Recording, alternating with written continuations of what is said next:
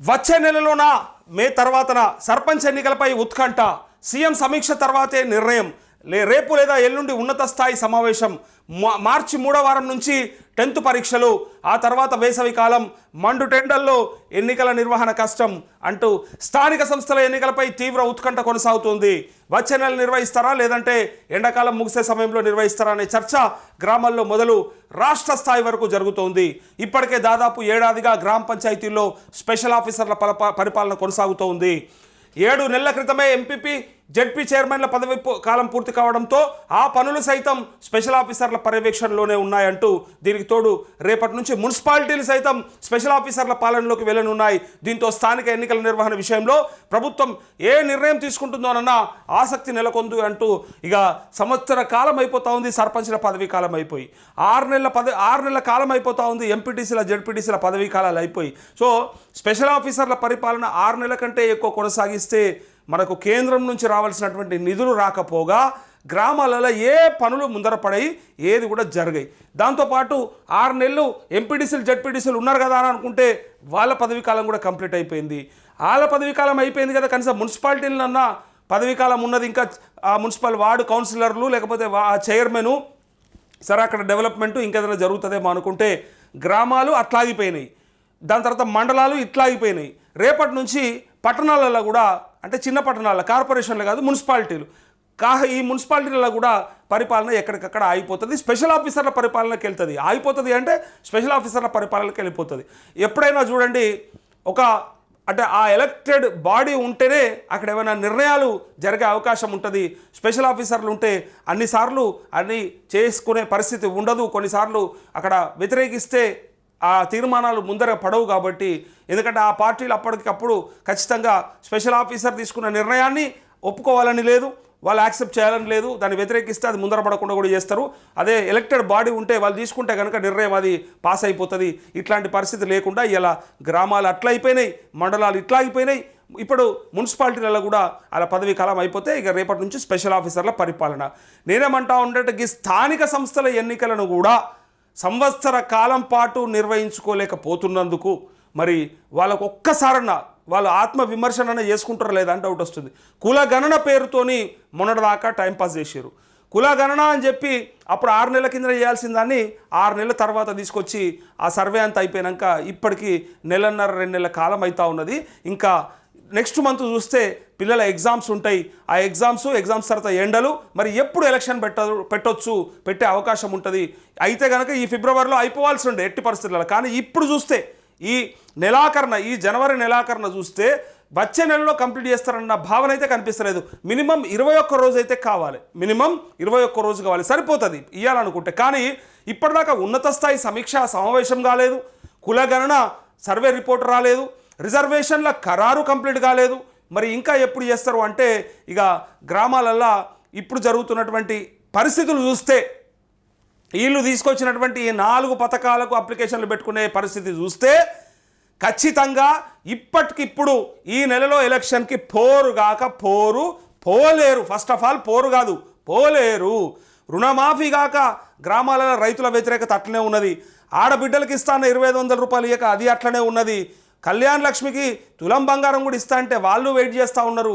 ఇట్లా రకరకాల వర్గాల్ని రకరకాలుగా వంచుకుంటూ వస్తూ ఉంటే ఇలా గ్రామాలల్లో ఆత్మీయ భరోసా అని పెట్టి, రైతు భరోసా అని పెట్టి, రేషన్ కార్డులను పెట్టి, ఇందిరమ్మ ఇళ్ళని పెట్టి ఇప్పుడు ఆగం చేస్తూ ఉన్నారు. కాబట్టి ఆగమవుతున్న ప్రజలు ఇప్పుడు ఓట్లు వేయడానికి సిద్ధంగా ఉన్నారా అంటే ముమ్మాటికి లేరనే చెప్పాలి.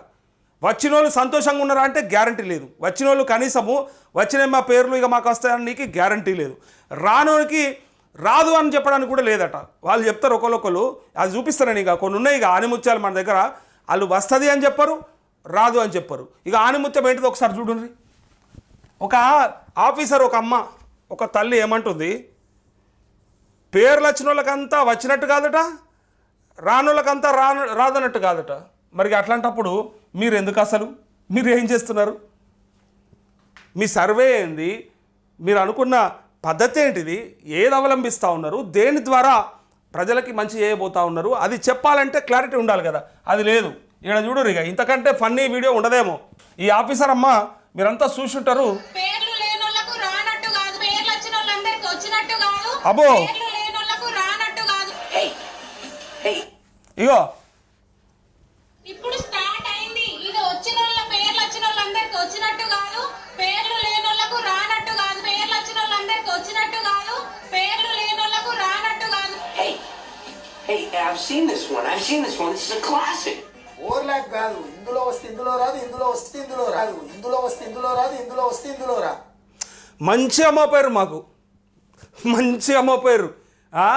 ఆక్ ఈజ్ పాక్, పాక్ ఈజ్ ఆక్ పాక్ కరివేపాక్ అనేది ఒక కామెడీ బిట్ ఉంటుంది చూడు, ఆ బిట్టు లాగే చెప్పారు.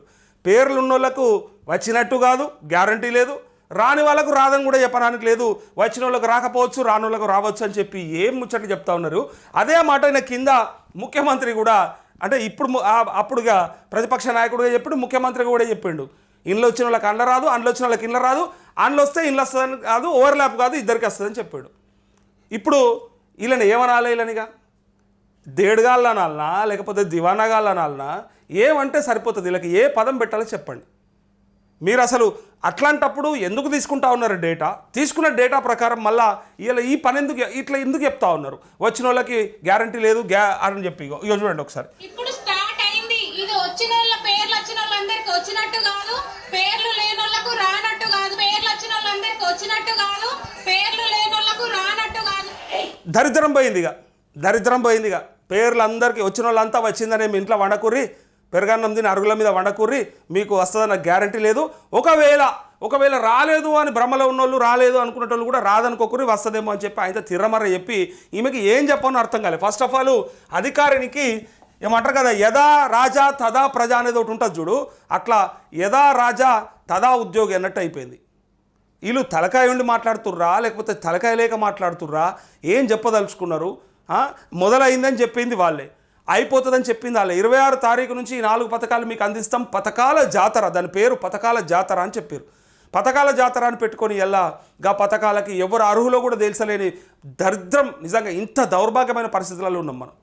పథకాలకు అర్హులు ఎవరో లిస్టులు ఇచ్చేసి ఆ లిస్టులలో అసలు అర్హత లేనోనికి ఆడ పేర్లు కనపడతాయి, అర్హత లేనోనికి. అర్హత ఉన్నోని పేర్లలో కనపడదు, కథం ఆడు గయబిగా. ఇట్లాంటప్పుడు అసలు మీరు ఏం సిస్టమ్ ఉంది? అసలు ఏమన్నా నడుస్తూ ఉందా? ఏమన్నా చేయగలుగుతున్నారా?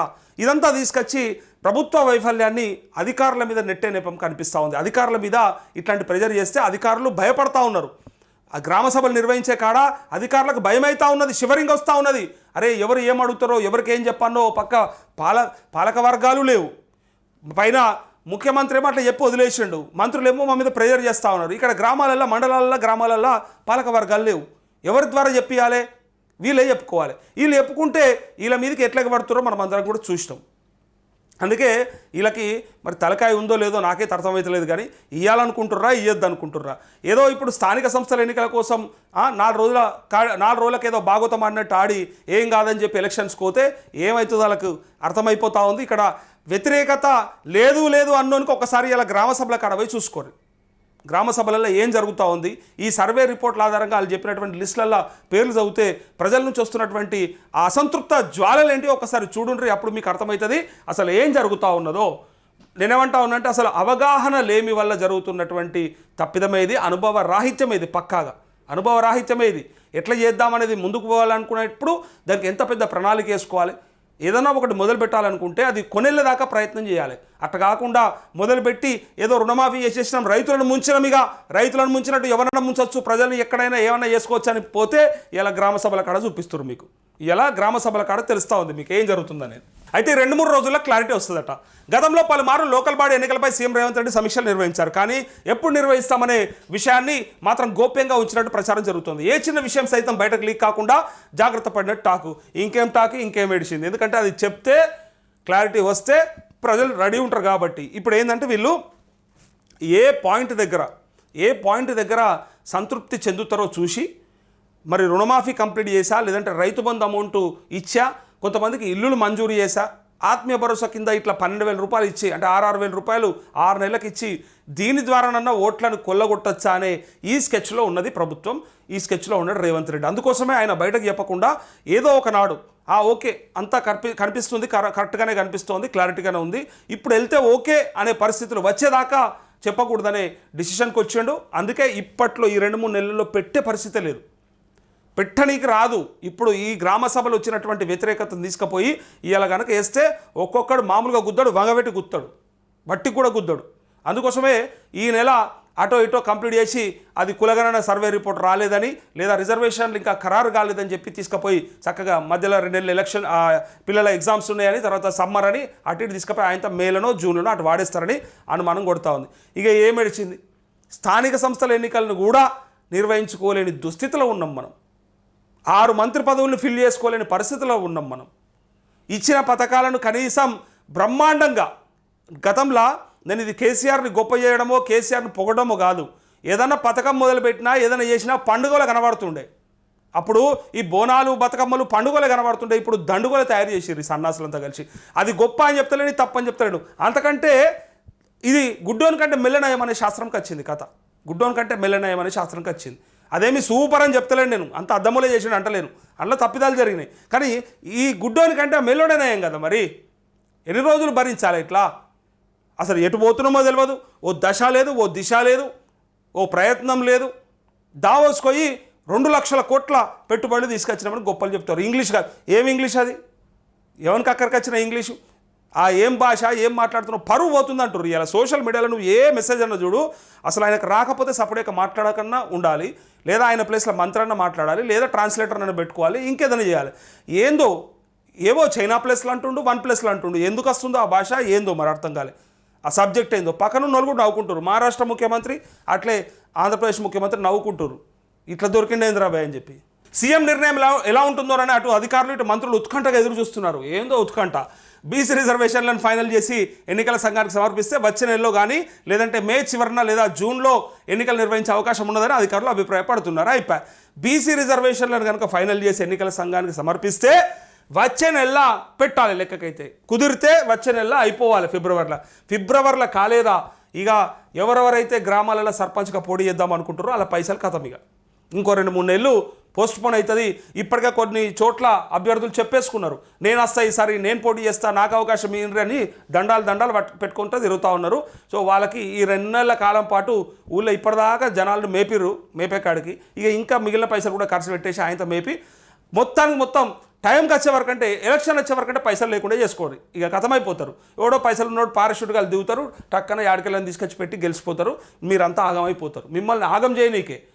అసలు ప్రభుత్వం వచ్చింది, అధికారంలోకి వచ్చినాం, ఇక మాకు స్థానిక సంస్థలలో అవకాశాలు వస్తాయని చెప్పి ఎంతోమంది కార్యకర్తలు, జెండా మోసిన కార్యకర్తలు ఏమన్నా ఆశపడ్డారా?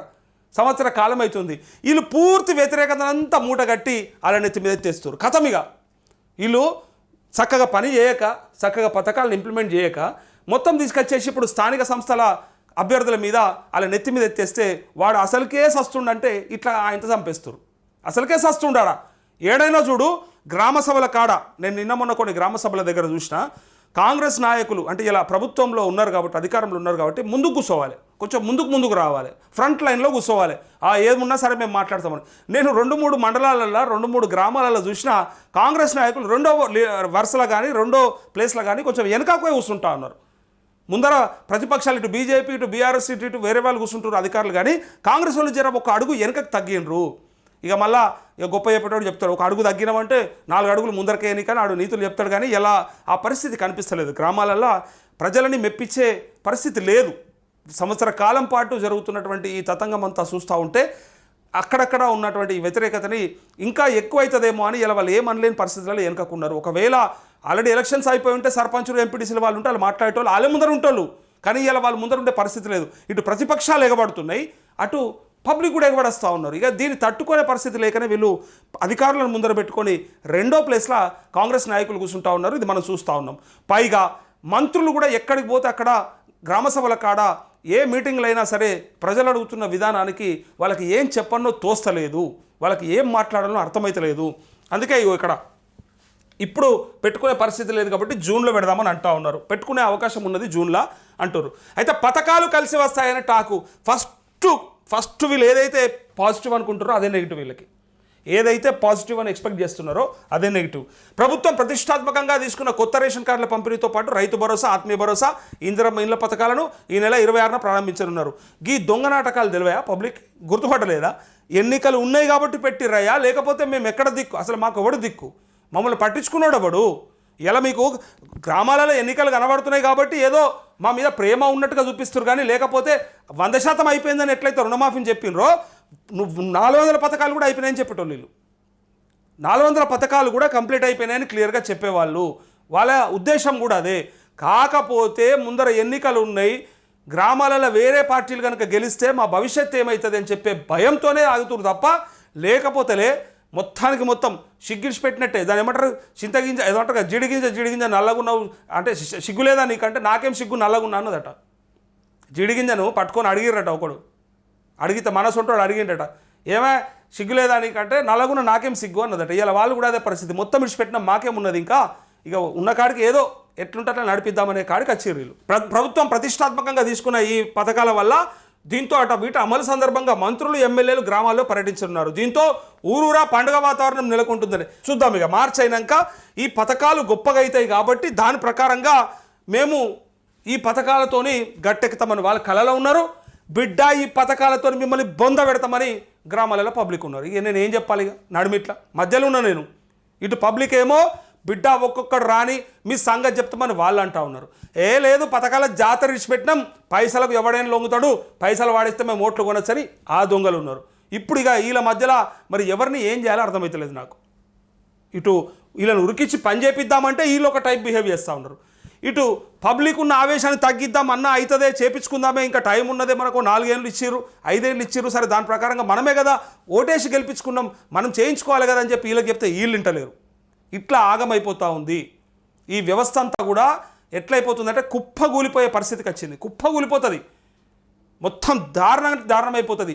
ఇచ్చిన హామీలేమో ఎక్కువ, వాటికి డబ్బులు లేవు. ఇటు పక్క పబ్లిక్ ఏమో ఆశలు పెరిగిపోయినాయి. నువ్వు చూపించినావు కాబట్టి, నువ్వు పెడతా అంటే ఆశ, కొడతా అంటే భయం అన్నట్టు నువ్వు చూపించినావు కాబట్టి ఇక్కడ వీళ్ళకి ఆశ పెరిగిపోయింది. ఇప్పుడు రుణమాఫీ రాగానే ఆగుతారు. రుణమాఫీ రాగానే నీ రైతు భరోసా అడుగుతారు, అయిపోయాక స్కూటీ, తులం బంగారం, భృతి, అది ఇది పింఛన్ అన్నీ అడుగుతారు. ఏది విడిచిపెట్టారు మరి, ఎందుకంటే మీరే చెప్పారు కదా, ఏదో మాటలు చెప్పి ఎటన్నా వీకచ్చు అని మీరు అనుకోరు, కానీ కాదు, మాటలు చెప్తే అంగబెట్టి పని చేపిస్తారు అనేది ఇక్కడ పబ్లిక్ ఇప్పుడు మీకు చూపిస్తారు, రుచి చూపిస్తారు, మీకు క్లారిటీ వచ్చేస్తుంది.